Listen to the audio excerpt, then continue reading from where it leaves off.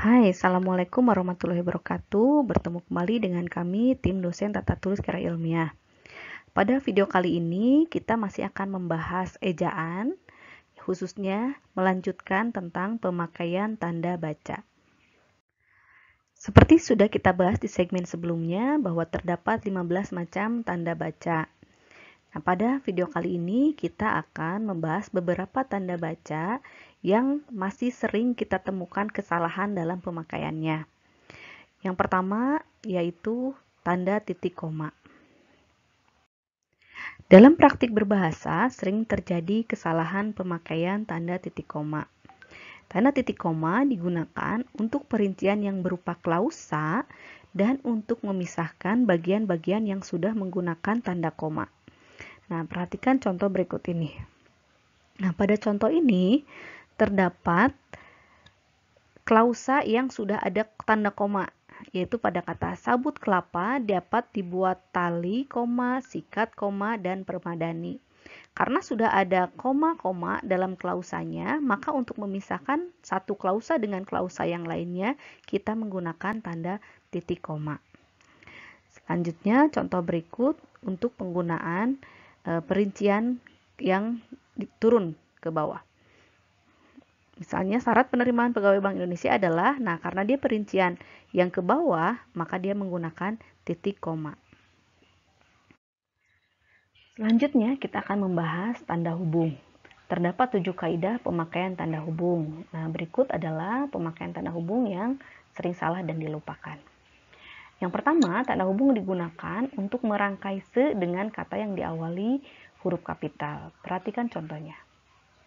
Nah, pada contoh kalimat ini terdapat se-Indonesia. Indonesia merupakan kata dengan awalan huruf kapital. Karena se berhadapan dengan kata yang menggunakan huruf kapital, maka dia harus menggunakan tanda hubung. Selanjutnya, tanda hubung digunakan sebagai penghubung imbuhan ke dan akhiran an dengan angka. Nah, misalnya, jumlah peserta UTBK 2020 sekitar 6.000-an. Nah, karena 6.000 angka dan ada akhiran an, maka antara 6.000 dengan akhiran an, dia harus menggunakan tanda hubung. Begitu juga pada contoh Dirgahayu Republik Indonesia ke-75. Antara ke dengan angka, dia harus menggunakan tanda hubung. Selanjutnya, tanda hubung digunakan untuk kata atau imbuhan dengan huruf kapital. Nah, misalnya, contoh ini. Semua peserta datang pada hari H. Karena H-nya huruf kapital, maka dia sebelum H harus ada tanda hubung. Begitu juga sinar X dan berKTP. Karena KTP itu menggunakan huruf kapital semua, maka harus ada tanda hubung. Yang terakhir, tanda hubung digunakan untuk penghubung awalan dengan kata-kata dari bahasa asing.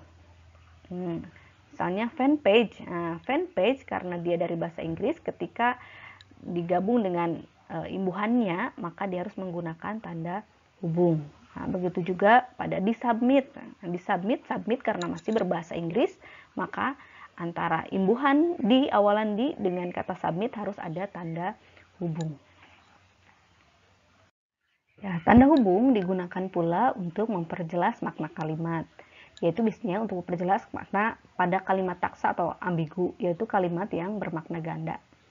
Oke, perhatikan contoh berikut ini. Nah, untuk penulisan pecahan 32/5, jika dia dituliskan dengan huruf, maka antara 3 dengan 10 dia harus menggunakan tanda hubung, karena itu menyatakan dia satu kesatuan. 32/5. Namun jika yang dimaksud adalah 32/5, maka tanda hubungnya ada antara 30 dan 2. Nah, jadi ada 2 tanda hubung di situ, karena itu menunjukkan satu kesatuan, 32/5. Nah, begitu juga pada ini, tikus 5 ekor. Ini juga ambigu kalau tidak menggunakan tanda hubung. Apakah yang 5 itu ekor tikusnya saja atau tikus dengan kepala-kepalanya. Nah, jika tanda hubungnya digunakan di antara kata 5 dengan kata ekor, maka yang dimaksudnya adalah tikusnya. Tapi jika yang tanda hubungnya antara tikus dengan kata 5, maka yang dimaksudnya adalah ekornya saja. Begitu. Nah, begitu juga antara mesin potong tangan. Ini juga ambigu. Dengan menggunakan tanda hubung antara mesin dengan potong, maka bermakna mesin untuk memotong tangan. Tapi jika tanda hubungnya disimpan di antara kata potong dengan tangan, maka bermakna mesin potong yang digunakan dengan tangan.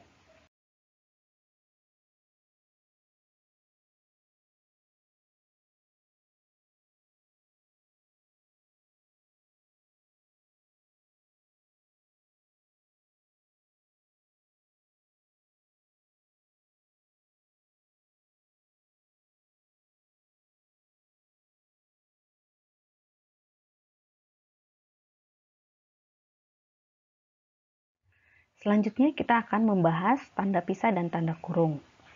Nah, tanda pisah dan tanda kurung digunakan untuk membatasi penyisipan kata atau kalimat di luar bangun kalimat atau tidak ada di dalam konteks tersebut. Nah, perhatikan contohnya. Alam sangat baik untuk kesehatan mental manusia, kita sepakat. Nah, kita sepakat ini di luar konteks kita membicarakan tentang alam. Jadi, dia harus menggunakan tanda pisah. Nah, seperti.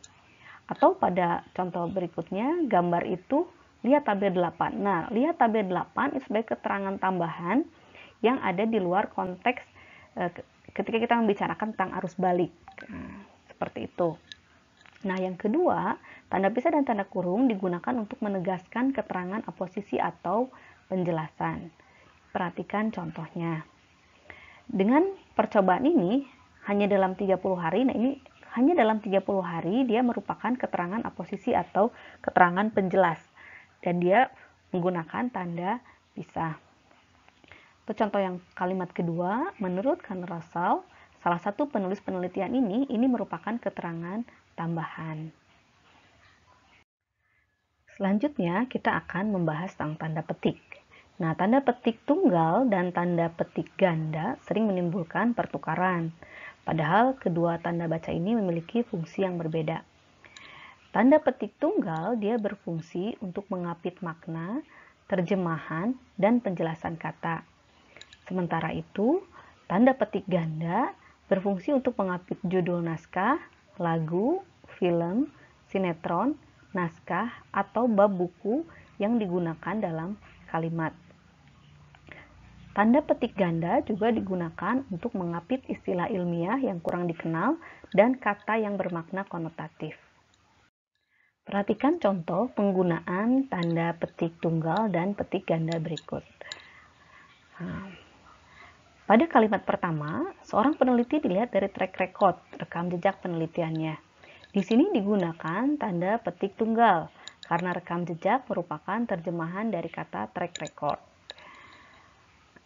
Kemudian pada kalimat yang kedua, film My Stupid Boss merupakan sebuah film komedi Indonesia karya sutradara Upi Avianto. Nah, My Stupid Boss merupakan judul film, sehingga dia diapit dengan tanda petik ganda. Nah, contoh yang ketiga, kalimat yang ketiga, orang lebih mengenal kata efektif dan efisien daripada istilah mangkus dan sangkil. Nah, mangkus dan sangkil merupakan istilah yang kurang dikenal, sehingga dia menggunakan tanda petik ganda. Demikian pembahasan kita mengenai pemakaian tanda baca. Sampai berjumpa kembali di segmen selanjutnya. Terima kasih.